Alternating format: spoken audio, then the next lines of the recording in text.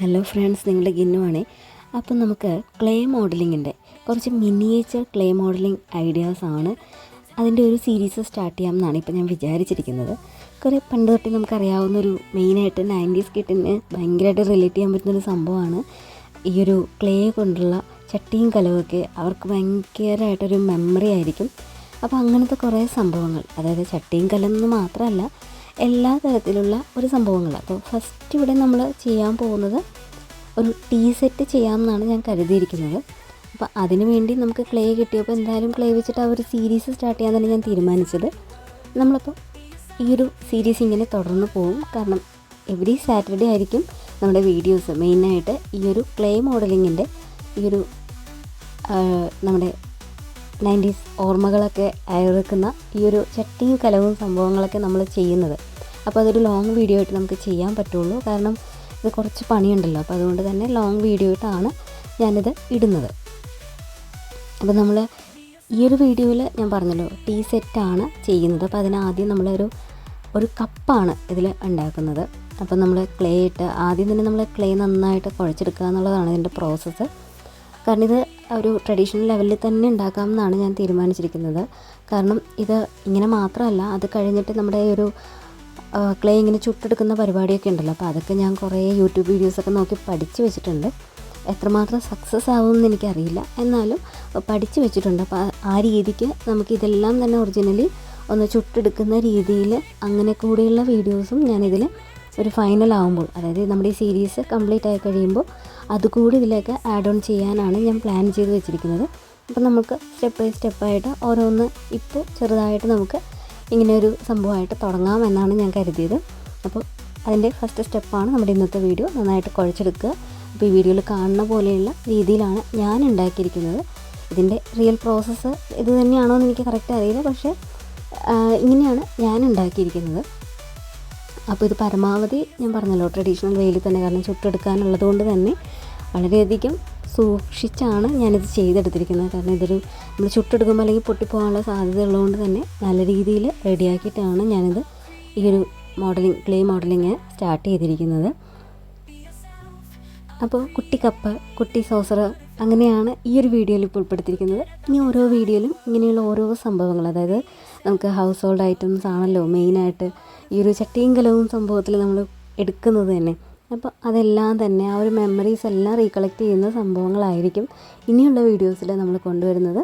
അതുപോലെ തന്നെ ഇത് ചുട്ടെടുക്കുന്ന പ്രോസസ്സ് കൂടെ, അതായത് നമുക്ക് വീട്ടിൽ വെച്ചിട്ട് എവിടെയെങ്കിലും ചൂടയിലോ മറ്റോ കൊടുത്തിട്ടുള്ള സംഭവമല്ല, വീട്ടിൽ തന്നെ ഇങ്ങനെ നമുക്ക് സ്വന്തമായിട്ട് ഇത് പ്രോസസ്സ് ചെയ്തെടുക്കാം അല്ലെങ്കിൽ ചുട്ടെടുക്കാം എന്നുള്ള ഒരു സംഭവം കൂടെയാണ്.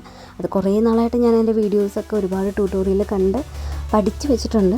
അപ്പോൾ ട്രൈ ചെയ്ത് നോക്കുമ്പോൾ അത് നിങ്ങൾക്ക് കൂടെ ഷെയർ ചെയ്യാമെന്ന് കരുതിയിട്ടാണ്. അപ്പോൾ എന്തായാലും നമ്മുടെ ഈ സീരീസ് കഴിയുമ്പോൾ അത് സ്റ്റാർട്ട് ചെയ്യുന്നതായിരിക്കും. അപ്പോൾ ഇങ്ങനത്തെ സംഭവങ്ങൾ ഇഷ്ടമുള്ളവരാണെങ്കിൽ നമ്മുടെ ചാനലിൻ്റെ ഒപ്പം കൂടി നമ്മൾ സപ്പോർട്ട് ചെയ്യുക. ഇതുപോലെ കുറേ ക്രാഫ്റ്റ് ഐറ്റംസ് ഇനിയും ചെയ്യാനുള്ള ഒരു പ്രചോദനം നിങ്ങൾ ഓരോരുത്തരാണ്. അപ്പോൾ എന്തായാലും നിങ്ങളുടെ സപ്പോർട്ട് പ്രതീക്ഷിച്ചുകൊണ്ട് ഞാൻ ഈ വീഡിയോ നിങ്ങൾക്ക് വേണ്ടി സമർപ്പിക്കുകയാണ്.